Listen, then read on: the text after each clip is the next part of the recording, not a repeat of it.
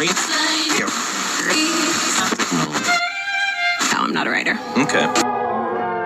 Something is about to break.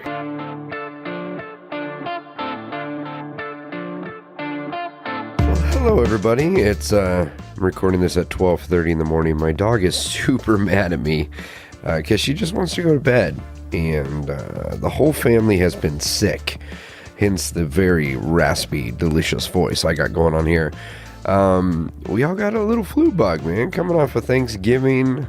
You know how it works. One person's sick, and then it's like a domino effect of Sudafed. That's what's going on with us. I did have a show tonight, and it was really, really fun. It was a great show. I had a good time.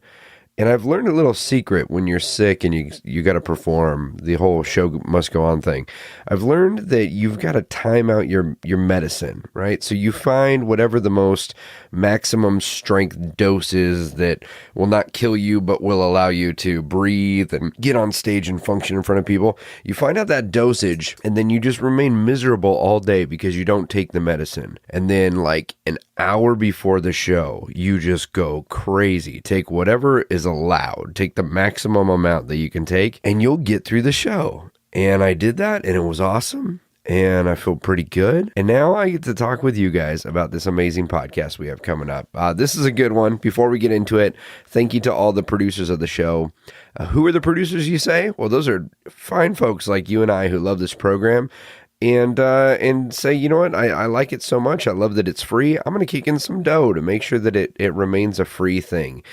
So right now we don't have a sponsor of the show other than our producers. That's just fine individuals who give, some give just $1 a month, which is wonderful. $12 a year is all it takes, folks, to be a producer of this show. And then we have some folks who give much more than that. But we so appreciate everybody who loves this thing enough to give to it. It makes all the difference in the world, and it makes it possible for us to at least cover our expenses in hosting this and producing it and all of that every week. So thank you guys to those of you who've been producing the show. This Sunday, December 10th, I'm going to be back in the Nerdist showroom at Meltdown Comics with my buddy Eddie Firth. We're bringing back our Jokers and Aces show. This is going to be our biggest show that we've done all year. I'm so excited about it. We've got magic from Justin Willman. I've got Wes Barker coming in from Canada to perform. We've got Moses Storm and Lori Kilmartin and Marcella Aguelo and Solomon Giorgio. It's going to be a killer show. You're not going to want to miss it. You can get tickets to that on the Nerdist website, and you can click the show notes here, and it will take you right there. So I hope to see you guys on Sunday, and until then, let's get into this episode. This is a big one, folks. Episode 51. I've got Aaron Abeyta. You know him as El Jefe from the band NOFX.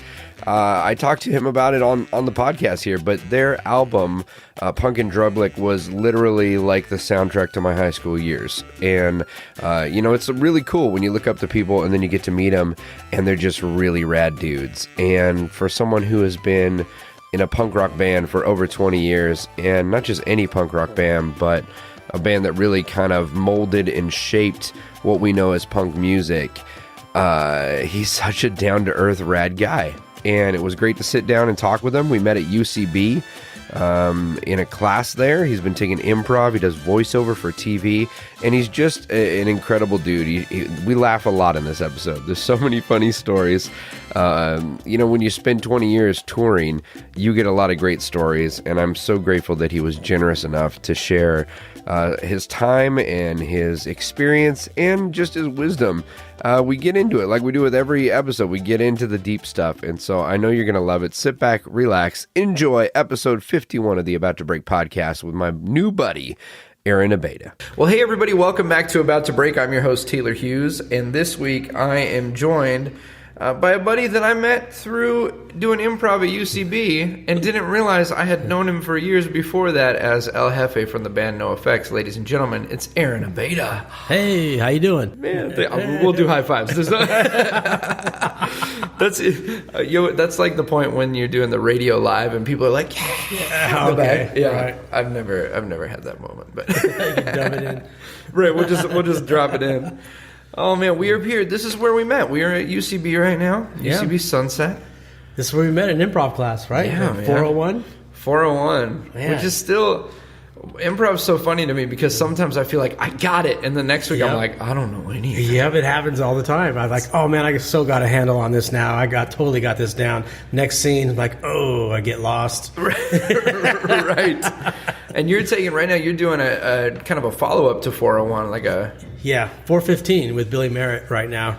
And I'm also in a Herald workshop with Adam McCabe. And that's where you just drill. It's for all 401 people that pass 401. Right. And then you just drill. We do like 2 heralds a day, and he gives us our notes. So I remember when I first watched improv, and I just thought, these people are just really funny. I didn't realize there was actual technique and like a method to the madness. Yeah, I didn't realize there was structure. Yeah. When I first started at the school, and they had me go watch sketches on old sketches that I've seen, growing up, like a Monty Python and stuff. Totally. And they started showing me the patterns in the game, and then I didn't realize that they were actually using technique and following a system. So I was rewatching it, now learning here at this school, and then rewatching sketches, I see what they're doing, like who's playing a straight character, who's playing the unusual, and how they're setting it up together. Yeah, because there's so much technique involved. It's crazy. It's funny. There is a lot of relation to music with improv, because there's so much preparation in advance that in the moment, if you prepared, you can just have fun and play. Yeah, you know what I mean. You're not like in your head the whole time thinking about how does this chord work. I always have compared improv to music, like practicing my instrument. Like with an instrument, you can practice alone in your room and just drill and drill and drill. And I relate that to doing reps in class. Yeah. Scene after scene after scene is like practicing your scales on a guitar. Totally. And but you can't practice improv in your room by yourself. No, you can't, man.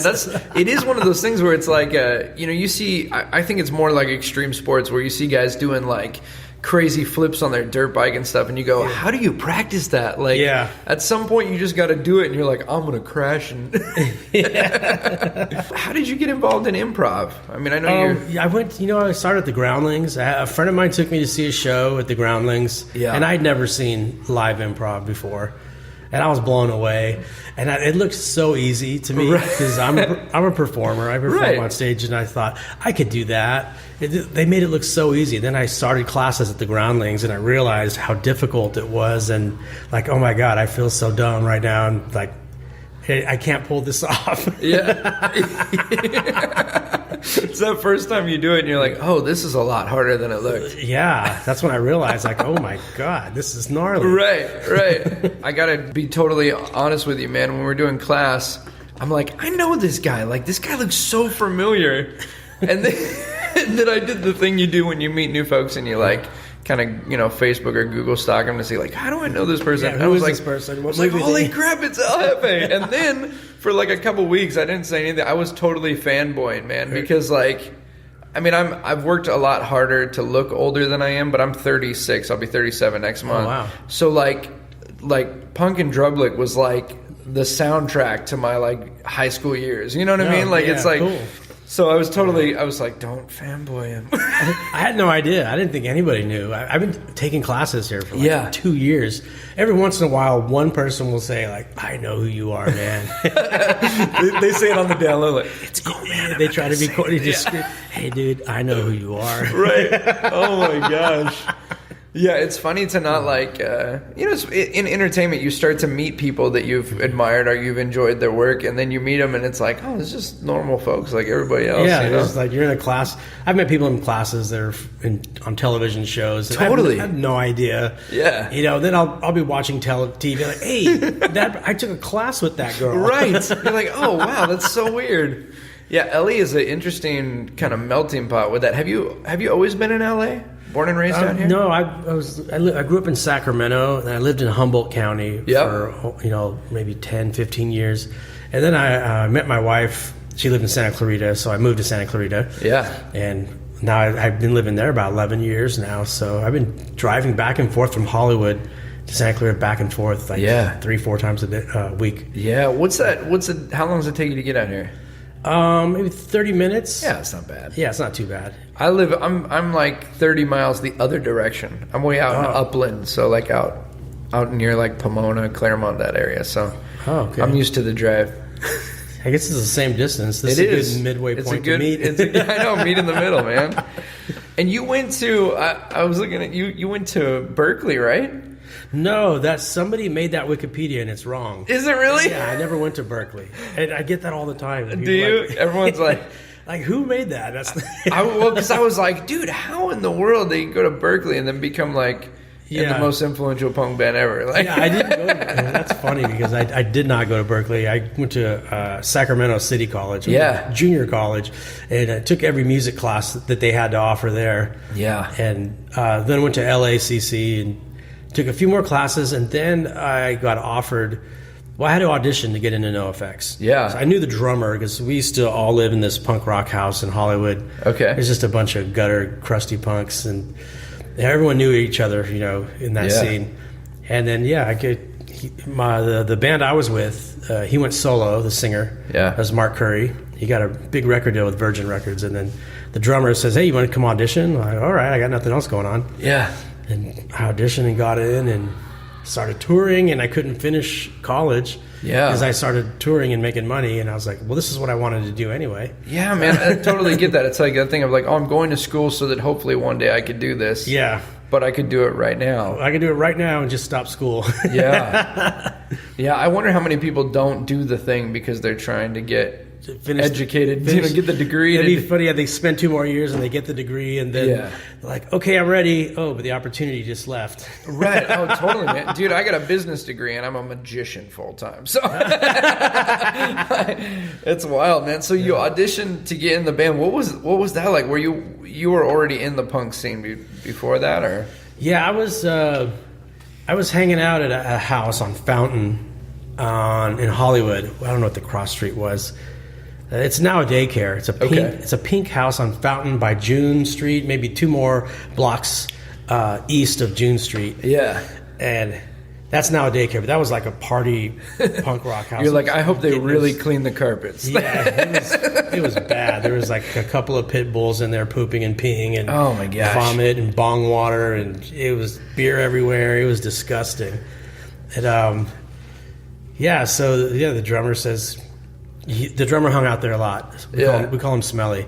and he invited me to come audition, dude. I was all right. I went to San Francisco and went into Fat Mike's apartment. Yeah.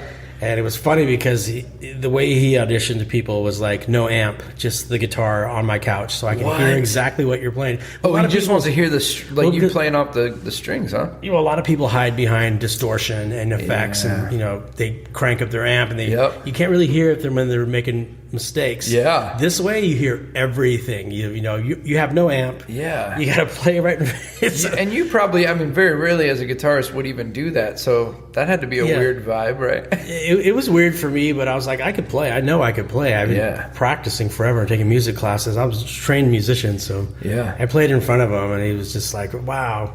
I sang. What else can you do? I sang, and did stuff. And he's like, all right, you're in, and we're going to change your name. He says, my girlfriend's name is Aaron, so your name is Aaron. That's going to be too confusing. Yeah. So just right there on the spot. I was like, how about we call you El Jefe? That's amazing. The boss. You're like, I'll go with that. I don't care. That's crazy, man. So how quickly did you, since you joined the band, did you guys start hitting the road and touring and stuff? Yeah, immediately. So that day, he goes, go home and pack your bags. We're leaving tomorrow. No way. And I was like, what? Yeah. I don't even really know all the songs. Yeah. And he goes, don't worry, we'll learn them in the van on the drive. Everything was just so ghetto and not professional. Oh yeah. And I was used to I need to be prepared. I need to know note from note. And they're like, it's punk rock, man. Don't worry about it. And I'm in the van trying to learn. I didn't really know much about punk at that time either. I was like, I went to a few shows in Sacramento, punk shows, but they're playing videos in the van, the decline of Western civilization. Like, you need to understand the scene, man. Yeah, dude. There's politics involved and all this shit. You're like, I was whoa, man, bro. I just want to play. I don't care. Just play me. What kind of music were you into before that? What were you practicing? I was in a speed metal band before that. I was in the Metallica and the old Dave Mustaine stuff, Merciful Fate, Slayer. Just crazy dark metal stuff. Yeah. Even Venom. Yeah, dude. So you already had the chops, man. You came in with you had probably brought a lot of speed to the band, huh? I took a lot of jazz and blues too. Yeah. So there was that, and then I played trumpet all through high school and college. So yeah, I have a musical background. So that's what I brought to the table. So overnight, you're in the van. You're learning about politics. Yeah, that's Mike's thing, by the way. I don't get into politics. Yeah, man. That's one of the things I was gonna ask you too, because like Mike and I mean the band in general is known as being like a real edgy kind of, somewhat controversial with Mike, but like. When I met you, I'm like, dude, this guy's just like a chill dude. Like, just a normal guy. Just a normal guy, man. How was it for you, like getting thrown into that scene like full board? It was pretty hardcore. Yeah. Yeah, it was. I mean, I learned fast. It was a fun scene. What I liked is that how the audience embraced me immediately. Oh, I was scared. It was my first show. It was at the Gilman. Yeah. In the Bay Area, and he had me start the show by myself. With the guitar, just walk out? He goes, "You're gonna." Well, they walked out with me. He said, "You're gonna sing the first song." No way. It was Together on the Sand off the Ribbed album. Yeah. By yourself, out there. I go, "Are you fucking kidding me?" This is your first show. First show. So I was like, "Oh, so they really just threw me through the ringer. They jump out there and do this." And they said, "Don't worry." And I did it, and the crowd was like, "Yeah." And then he introduced me, "Hey, everybody, this is our new guitar player. This is El Jefe." And the crowd immediately, gave me positive energy. So I was like, "Oh, that's rad, man. This is cool." Because the band's already established. I mean, they got a fan base, and so that's always tough when you mix up players. But that's so rad, dude. That it was just like your family. You're in. Yeah. They were just like, "You're in." And I was like, "What?" What were the audience size like? What was the crowd size like? I mean, was this very different from when you were playing in your other band? Yeah, NOFX at that time, they were touring for the Ribbed album, so I came in to tour for the Ribbed album. This is like 91? 91. 91, yeah. Yeah. And they're playing small clubs around the United States, and some clubs are empty. There might have been 50 people. I remember we did one show in Lincoln, Nebraska, and there might have been 6 people that showed up. I think it was Lincoln. It was somewhere. Yeah, that sounds like a good place to have a. Yeah, then we got to New York, and it was a small little basement club called ABC No Rio, and there was, I don't know, they might have been 30 people in there. I don't know, it was tiny. I was playing a lot of. Then we played squats, in Europe. And that was pretty gnarly. That was like playing for drunk Vikings. Was this your first time going out of the country? Yeah. With the band? Yeah, I had to get a passport and everything. Oh my gosh, you're like, was that a surprise? Were they like, all right, we're leaving in 2 weeks? And you're like, oh crap. Like, we'd get home from that tour and it's like, all right, get ready for Europe. We're going to go to Europe. And I'm like, what? I recorded the longest line in between. That's what, Okay. Yeah, so we did the tour for Ribbed in the United States. Then we went in the studio in San Francisco and recorded The Longest Line. That was my first recording with the band. Dropped that, then went to Europe. And then The Longest Line kind of blew up. Yeah. The Kill All the White Men. And right. It blew up in Europe. And we like crowds of people were coming. Dude. We're just like, what the fuck is going on?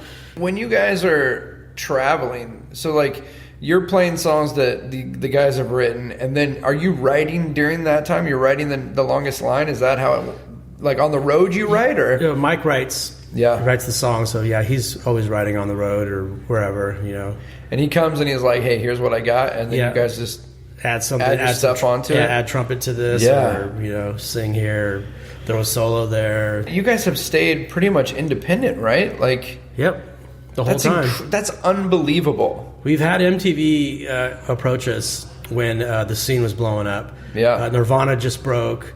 Green Day broke, and they're coming to us and saying, hey, we wanted to put your video on MTV. And we were like, we had a band meeting about it, and we're like, no way, we're doing good on our own. We're fine. We don't have to be multimillionaires. We're well off. Yeah. We're like kind of doctor wages, lawyer wages. Yeah. We could live comfortable. So we just kept it going on, That's unbelievable, man. Some of our friends, though, Yeah. Went mainstream and made millions. Offspring, Green Day. Yeah. Rancid crossed over. Like, we're like, are we missing our boat? Are we being stupid? Well, a lot of guys too will break and have like one big album mainstream, and then it's over for them, you know. But you guys have kept going. Yeah, I've seen a lot of bands come and go too on Warped Tour. Come in, have a big hit, and then what happened to them? What do you think it is that pulls them off? Do you think it's just they didn't connect with a fan base, or is it just life on the road, or what keeps? Because I mean, the fact that you're in a punk band and like longevity wise, you guys have broken, I think, all the records. Like how do you keep going? Like I don't know. We keep it real, and we just be ourselves and do our thing, and whatever happens. It's like we're not trying to follow a trend or change our style, because trends change, and like, we're outdated, but we don't pay attention to that. We just kind of just do our thing and have fun.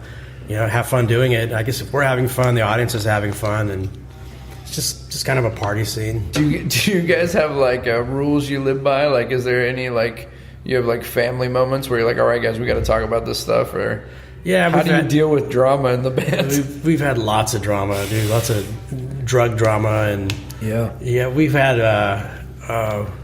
what's it called? We've had talks with Mike on the road several times. We've had problems with drug problems and intervention.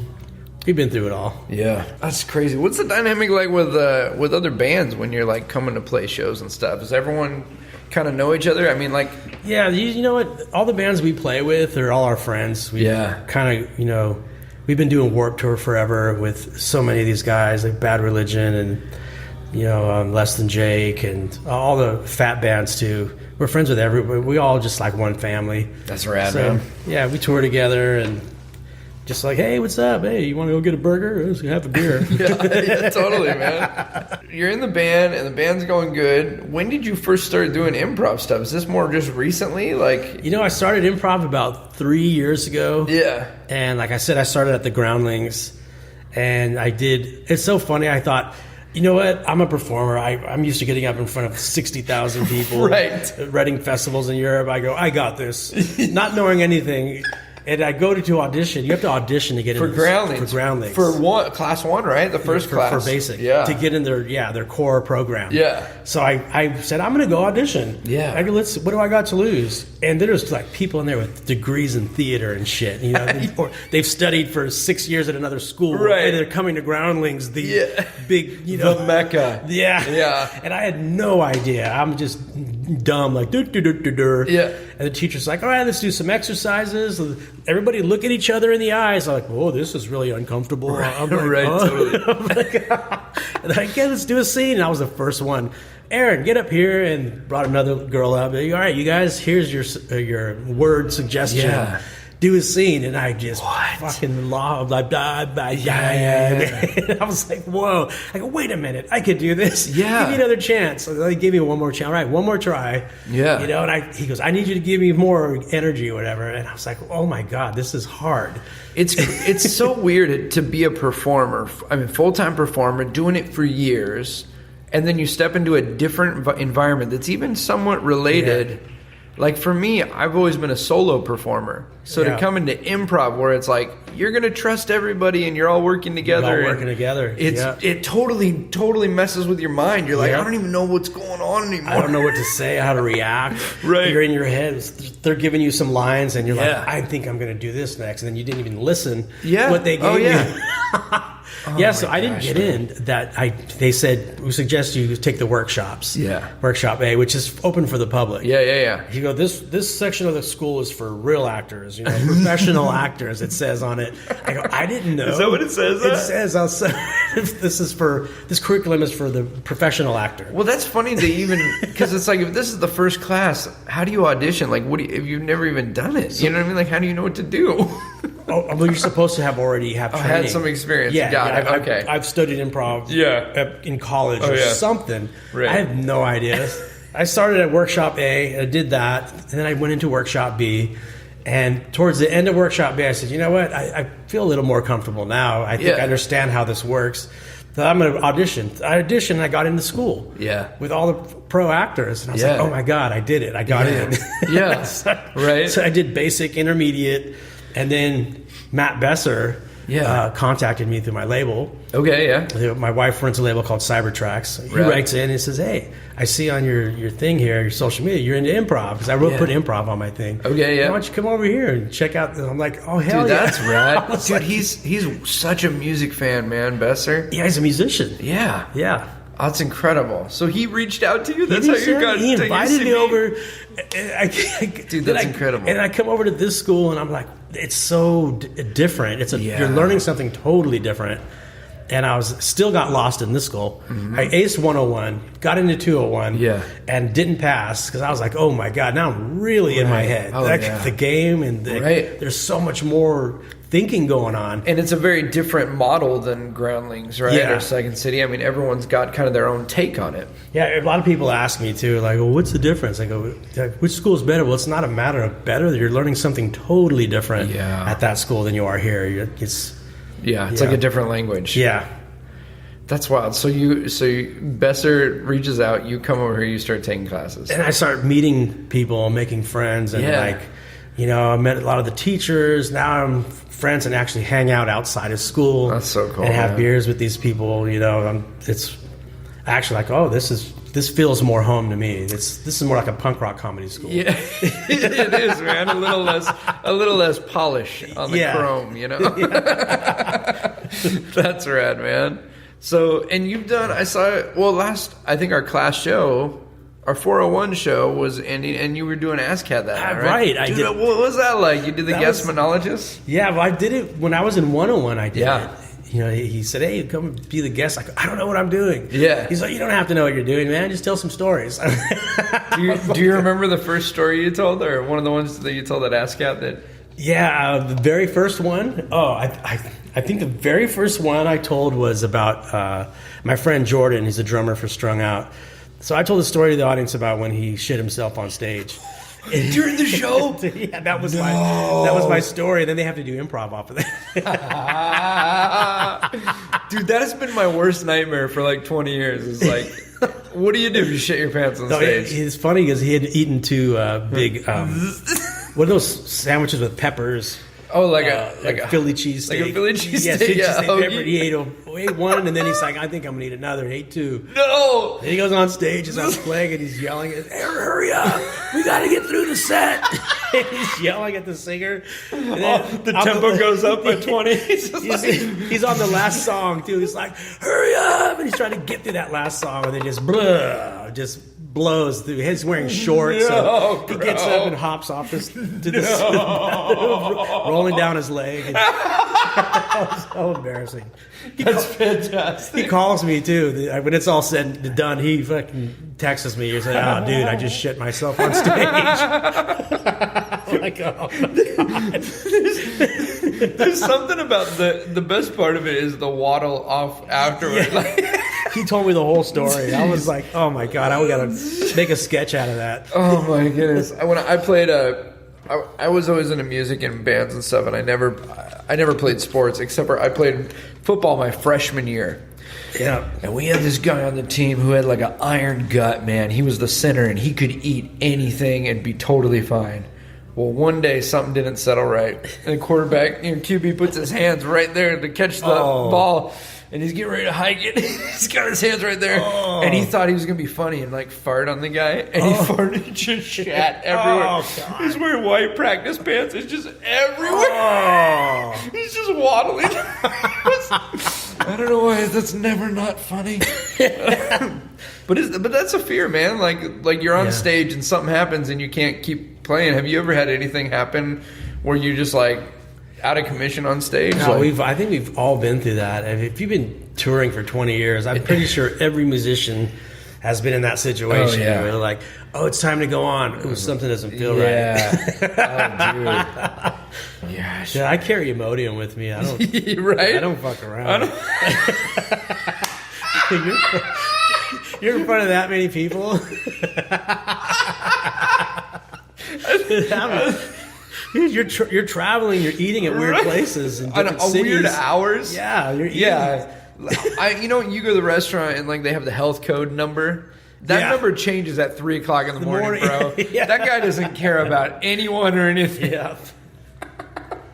Dude, I think that's gonna be our soundbite. I carry Imodium. I don't fuck around. I carry Imodium with me on the road. Oh my gosh, dude. So now, when you guys are touring out, like right now, you said you're doing a lot of festivals. So are these like, you fly into a show, or you drive out, or what do you? So we've been doing this thing called Punk and Drublic Festival, and we just did a test run. We did like 6 shows. And they went over really good. Are you guys playing the album, or what are you? No, we're just doing a set. Yeah. It's the festival's called Punk and Drublic. And we invite all our friends from other bands to play with us, like Bad Religion and Less Than Jake. And just, whoever. Flogging Molly was on some. And it went over so well that now we have 23 dates planned for next year. Oh, wow. So those are weekends. And it's a beer drinking, craft beer festival. Oh, that's cool. So Warped Tour, there's no alcohol. This is now... They don't do any alcohol at Warped Tour? No. Is that because it's all ages? It was like an all ages thing. It was a kids thing. Okay. So this is for adults 21 and over. Yep. And there's beer, craft beer, and you get free beer for like an hour or so. They're doing beer tasting. Yeah. So you're going around with this little plastic, cup thingy around your neck, and they're filling it up. Yep. And so it's Fridays and Saturdays. So next year I'm going to get pretty busy about April, May. Yeah. Then we're going to go to Europe. We have Australia end of March. Oh, that's amazing. We're doing Download Australia. So that's amazing. I think we'll do about 3 shows out there. Download plus a couple of others on our own. That's incredible, man. So I have time to do improv or sketch. I did with a Groundlings instructor, sketch comedy.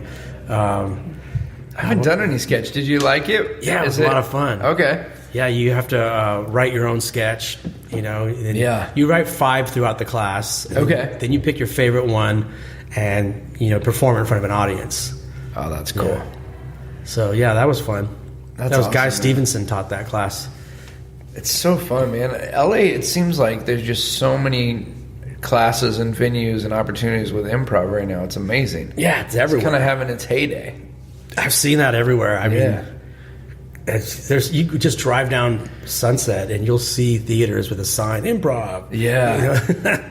So is improv somewhat not replaced your passion with the music, but has it become like your outlet since music is so much of your life? Yeah, it's my hobby. Improv is a hobby. Acting, it's a lot of fun. I stumbled into it and I was like, God, this is so much fun. This is like you're working together, Whereas before you're just practicing your instrument at home. Right. It can be a very lonely thing. Lonely thing. Yeah.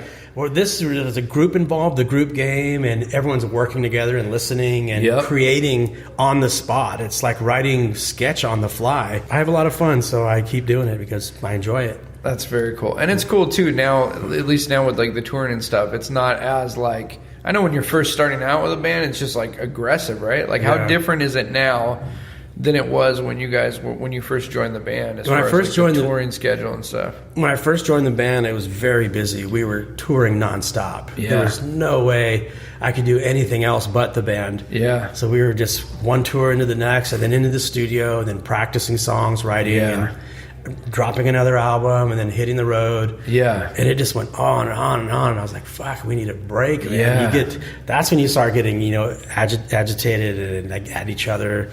Like, irritable on the road. You're not sleeping. You're eating. Dude. Back then, we were sleeping on floors. We'd find somebody at the show. Hey, you got a house? Can we sleep on your floor? You have couches? You got carpet? You go to the gig and you don't even know where you're sleeping that night. Yeah, we don't know. You're just going to crash somewhere. Sometimes we'd pull the van over after the show and just sleep on the side of the road. And you guys are just like living off merch at this point? Or like, I mean, you're doing all your own stuff, right? At that point, we were living off money from the club would pay us, and merch sales. The merch money helped a lot. Yeah. And we get food. Sometimes that was the first time NOFX got a hotel was was with me in the band. I'll never forget it when the whole band was like, Mike's like, hey, we've been selling a lot of merch and we got I think we can finally afford a hotel. Dude. And the whole band was like, are you sure? I mean, are we going to go broke if we do that? Are we going to be able to eat? Are you sure? And he's like, no, I'm pretty sure we can afford a hotel now. That's wild, man. And I was like, whoa, you guys have been living like this for the last few years? Yeah. Yeah, you're just so grateful for like some La Quinta somewhere. Yeah, we got the cheapest hotel with 2 man. beds. We took the mattresses off of the beds and put them on the ground. So some of us slept with our sleeping bags on the box spring, and some of us slept on the mattress. Oh, wow. And there'd be 2 of us on a mattress, side by side, and 2 of us on a box spring. Jeez, man. And do you guys like? I know people picture like, and I've heard like the infamous like NOFX stories. Like you wrote a book on it, right? Did you guys have a book out? There's a book out. It made the New York Times bestseller list. It's amazing, dude. How did this book come about? Right up there with Sarah, Amy Poehler. Oh, dude, that's crazy. You're like, I saw my book at the airport. That's nuts, man. How did that book come about? Are those? We've been planning it for a long time, and we finally everybody. Told their stories to the writer. Yeah. Like how we're recording here. Right. Everybody, we got interviewed, told our stories, and then edited, and then cut it down, and then just made it into a book. That's nuts, man. Has the response been pretty rad to that? Yeah. It's been really good. That's cool, dude. Yeah. We did a book tour, and we went to Barnes and Nobles all across the United States and other, mom and pop bookshops, and did book signings. Yeah, it was cool. Harvard University, we were right there at that Barnes and Nobles. It was cool. How do you guys, so if you stayed independent, how do you guys like manage things? Like who is, in the midst of the fun, crazy punk rock world, who's the brains of the operation? We have a tour manager and a manager. Cool. There's kind of 2 guys running things together. They've been looking out for a while now, huh? Yeah. Same guys, been with you guys for a while? Or? Yeah. So Kent started off running our sound in like 92 maybe. Yeah. We met him in Canada. Okay. So and now we have Steve, who's tour managing and taking care of a lot of stuff on the road for us. So 2 guys. Mike's out of commission. He's just partying. We're just like, come on, Mike, it's showtime. Yeah, come on, Mike, you need to go to bed. You got a show tomorrow. Have you ever had any moments where like the whole band doesn't make it onto the stage? Or yeah, there's been several times. Sometimes it's me, but I'm not doing drugs or anything. I might be in the bathroom or something. Time to go on. Where's Melvin? I don't know. Go get him. We're out there talking to the audience. I don't know where Melvin is, but he'll be here soon. Well, that's the thing I love too, is you guys play a lot. Like you don't, you do your thing, but you don't take yourselves too seriously. You goof off with the audience and stuff. Yeah, we goof off with each other too. we don't really take it. We're not like a professional band. We're just kind of like just do what we want and do what we do. And if they like it, they like it. They don't, they don't. Do you guys still do tour pranks and stuff to each other? Does that ever still happen, or is it everyone's kind of like we gotta? I don't know. I mean, God, we used to do a lot of tour pranks. We haven't. We're all older now, I guess. Everyone's married with kids. And I used to carry this fart machine with a remote control. And our Kent, he would always go in the hotels to get our room keys. And say, okay, we're checking in. So I remember one day I planted it behind the computer. Before he got into the hotel, I ran in, planted it behind where the lady checks you in, where you couldn't see it. And I had the remote, and then I sat down and waited, and he went up there. It's like, oh, yeah, we're checking in, the Jameson group. And I'd be like, brr. And the lady would look at him, and he's like, what? And he knew I had a fart machine, so, God damn it, Hefe. And then he goes to the lady, it's not me. And the lady's looking at him like, yeah, right. And then I do it again. She totally played with you? Yeah, just... He goes, I swear to God, it's not me. It's a fart machine. That's glory. The lady didn't believe him. That was so funny. Oh, man. He was like, dude, come on. We check you in here. That's fantastic. Was there, have there ever been any times where you were tempted to just be like, I need to be done with this thing? Like, I need to move on, or I need to, I use it a lot. I use it a lot, and it started getting old. I got a waitress one time in a restaurant. I put it in a plant, in a potted plant that was by our table, and every time the waitress would walk by that plant, I'd hit the remote, and, and she got so pissed. Did she really? Yeah, she finally found it and took it and hid it. Oh, no. And I was like, can I get my fart? And she's like, no. So it's yours. And no, you can't have it back. She was really pissed. So there was a dude that was working there. I don't know if he was a busboy. Yeah. He was laughing about it. He's like, oh, dude, I'll get you your fart machine, man. It's over here behind the drawer. Dude, that's amazing. You turn back into like a junior high kid. You're like, can I please have my toy back? Yeah. Not until your parents get here. That was probably the last time I go, I think I better stop doing this. That's amazing. That's amazing, man. Did you have siblings growing up? Or Yeah. There was 5 of us total. So, yeah, I had oldest was a brother, then I had 2 sisters older than me and 1 sister younger than me. Yeah. Yeah. What did they all think about you becoming a punk rock star? I think they're all happy for me. You know, they'd come out to our shows, and It's awesome, yeah, man. it was fun. You ever have any crazy fan stories? Like anybody just get a little too crazy? Like, Yeah. When I was living in Humboldt County, yeah, I had 9 acres property with a long road leading up to the house. yeah, And one day I was in my house, middle of nowhere, there's redwoods. Yeah. So I'm in my boxers, you know, there's a knock at the door. I'm like, what? I thought maybe one of my friends had stopped by, you know, and there was 2 fans and they were drunk and they're college kids. And they're just like, El Jefe? I was like, yeah. They're like, oh, dude, I heard you lived here, man. Cool. I'm in my underwear. I'm like, Yeah. oh. And I was like, dude, I'm in my underwear. What are you guys doing? What are you? Yeah. It's like crazy. I got a gate installed, so that, you know, I was like, oh shit, it's getting That's around the crazy. college, the local college there, and oh, dude. I mean, I know as entertainers and artists in general, any type of creative folks, there's times when I feel just like, what am I doing, man? Like, what am I doing in my life? Have you ever had a moment like that? Or has it always been like, I'm doing exactly what I want to do? I'm so glad. What do you do when you get discouraged? get discouraged. If you ever do. I got discouraged before I joined NOFX. Yeah. In the earlier part, because I wasn't making much money with NOFX when I first joined. We were making a little bit. I was excited because I was like, oh my God, I think I could pay my rent for the next few months. Yeah. I'm covered. Yeah. And I was stoked. I think I made like $1,500 or something like that, $1,200. Yeah, yeah. And I was like, oh, this isn't going to work for the rest of my life, but Yeah, but it'll work for right now. it'll work for right Right. now. But before that, I was in Hollywood, a struggling musician, and I would panhandle in Hollywood, Yeah. Hollywood Boulevard in front of Man's Chinese Theater. Okay. And I was struggling, dude. I'm digging dumpsters for bottles and cans, you know, Yeah. and go turn in aluminum cans and glass bottles and go get groceries with it, you know. Yeah. And doing whatever I had it was rough, and got discouraged around my mid-20s. I was like, fuck, what if I never make it? You know, Yeah. what am I going to do? I'm struggling here, and what if I was definitely got to those points where I'm like, fuck, what am I going to do? I better have a backup plan. Right. And then I joined NOFX. I guess I'll stop worrying about that. Dude, what if you didn't go on that audition? That's the kind of stuff I think about. Like, Yeah. I mean, you could have easily just been like, oh, no, I'm not going to do it. Or like, I could have, yeah. had some bad sushi the night before and been like, I'm not feeling up to it. Yeah, Or- you never know. And I don't want to do that, man.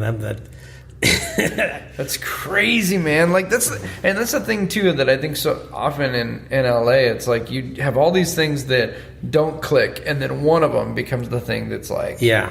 you know, Yeah, when you start getting up there, you're getting close to 30 and you're a musician, you're like, okay, my time's about to pass. Mid-20s, You're like, my time's about to pass. This is it. It's do or die. This is the last year. Yeah. You know, you're turning 26. You're like, this is it. Something better happen. right. Right, like everyone in entertainment retires at like mid-30s. It seems like. If you haven't made it by the time you're I know, 30s right? at something, it's like you're done. It's crazy, man. It is that thing of like, okay, and then you hear the stories of guys who are like, not till they're 50 did they get a big break. You know, like it happens, but Oh, like what's her name on that show, Empire, that plays Cookie? Cookie, is that her name? oh, she didn't do anything till then, huh? She did, and went up and got an award and said, for the record, I didn't make it until I was in my 40s. It's crazy, right? When I heard Yeah. that, I was like, damn. Yeah. She kept at it. Yeah. And made it in her 40s. Leslie Jones on SNL is 40. I think she's like 46 or something like that. Just got on SNL. Rodney Dangerfield, man. You know what? You know that guy's story? Like, he was grinding in his early 30s, doing comedy. Then he got married, had kids. And he's like, I need to provide for my family. The fool went for like 10 years, sold aluminum siding. And then not till he was like 45 or 46 did he come up with the no respect thing. Isn't that crazy? That's crazy. But that's why I think it's so encouraging to hear your story about like you're just grinding, you're doing it, like it's not easy. Yeah. It was rough, and it was definitely rough. And then it finally took off. Yeah. I think I was in the right place at the right time, the right thing, the opportunity came, and I was like, I was even debating whether to do it. Yeah. I was like, I don't know if I want to do this, man, because like, fuck, I was doing these dinners with Virgin Records and, big label Elektra, and they're taking us out to dinner, wining and dining us, and, the record deal, I was like, lawyers are involved, and we opened up for Keith Richards of the Rolling Stones in Holland, and Lenny Kravitz and INXS, and I came from that world. Yeah. And then nothing. The singer got a solo, offered us, that was his solo thing. And then I was like, you come tour with us, you might make a little bit of money. Yeah, dude. And I was like, well, I got nothing else going on. This isn't what I really want to do. Yeah. Fuck it. All right, fine. And then I go, and it ends up being like the best thing ever, Isn't that crazy, man? Yeah, I became a part of this world and this family, and I was like, I guess this is where I belong. Yeah. That's wild, man. Just that idea, it's so encouraging, that idea of being open to something, even if it doesn't look like your ideal. Yeah. That it could be better than you ever thought, Right. I didn't know that about UCB. I came here and started taking classes. Right. Like, oh, dude, this is home. Oh, yeah. This is where I belong. I signed up to do 101 because I was like, I was performing and doing magic and comedy, but it just wasn't satisfying. The stuff I was doing, the type of shows I was doing, I was just like, something's missing. And I signed up to do 101, and I showed up the first week, and I was just like, this is oxygen. Like, this is it. This is like freedom, you know? Yeah. And it's just, I think everybody should take an improv class. For sure. I really do. Yeah. I did. I felt the same way. I was just like, oh my God. Yeah. This is awesome. Yeah. You're like oxygen. Like, exactly. Yeah. You're like, whoo. Yeah. It's so wild, man. And it's so cool too to hear that you tried some other schools, and those are great, but everybody's got to find their own way. Yeah. And for you, UCB was the place, and that's rad, man. What's next for you, man, with improv stuff? Well, you know what? I just landed a role in a movie. Dude, talk about it. This is crazy. Yeah. So I auditioned for this. They call it ULB, ultra low budget. Yep. It's like a SAG ULB film. I only do ultra low budget anything. This is my first time. But it's a SAG role, a SAG actor. Yeah. So I videotaped. They had videotape. Send us in a video. I used my iPhone on a tripod, and I did it a bunch of times and turned it in. Yeah. And we'd like to offer you the role, and I'm like, what? That's so cool. This is crazy. And I've never done scene study. I don't really have acting experience except other than improv. Yeah. But that's amazing, man. That's going to shoot in December. The show's called Psychos and Socios. Okay. Something like that. And I guess I'm playing like a gangbanger guy.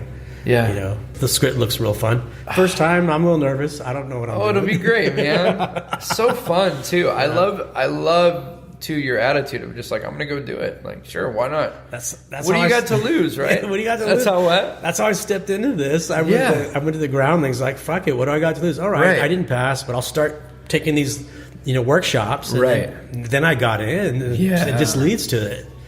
It's so good, man. And it's encouraging to people because there's people listening who have tried something and it didn't work and they just quit. Right. And it's like, dude, if you stick with it. You know what? I didn't pass 201, and I thought to myself, I got down on myself, I said, I guess I shouldn't be doing this. I started really thinking, like, man, maybe I shouldn't be doing this. Maybe I'm just not cut out for that. You really start getting down on yourself when you don't pass. Yeah. Oh, yeah. And the only good thing that I had Johnny Meeks for my first 201. The first day of class, he goes, all right, I just want to let everybody know that if you don't pass this class, don't get down on yourself. Just take it again. This shit takes time. It takes a long time. You just keep doing the reps. Oh, yeah. And if it wasn't for him saying that, because that played in my head, I go, I remember Johnny saying that, just take it again. Just take it again. And I did. Right. Took it again. I passed. Yeah. And then from there, I just passed everything. 301, 401, and I'm just like, now I graduated. It's glorious, man. And if I would have not heard his words, who knows? I might have been like, I don't know if I should be doing this. Well, how many guys got a guitar when they were 12 years old and played for a year and went, I can't do anything, and quit? Right. How many? Everybody took piano lessons when they were a kid. I you know did. what I mean? Yeah. And It's like, yeah. So, but it is. I mean, I played guitar, and I remember it was like 2 years before I felt like I could even do anything that sounded like music on a guitar. You know what I mean? It takes time. Yeah. It just like improv. It takes time. You got to do 100 reps. That's so good, man. 200 reps, 1,000 scenes. Then you start getting good at this. Like, oh, I'm comfortable. Okay. Yeah. I love it, man. Dude, thank you so much for taking the time to do this. Sure. I can't believe it's almost 2:30 already. Oh, shit. Yeah. All right. Well, dude, tell people how can they see what you're doing or follow you along? On my Instagram, I post a lot. So my Instagram is at El Jefe NoFX. Rad. And Jefe spelled with an H. Yep. And if you're following on the podcast here, just click on the link. I'll put show notes and I'll put that in the link so they can jump over there and follow you on Instagram. Yeah, cool. Bro, thank you so much, man. I'll turn this off. We can keep chatting here, but I'll kill this thing. Cool.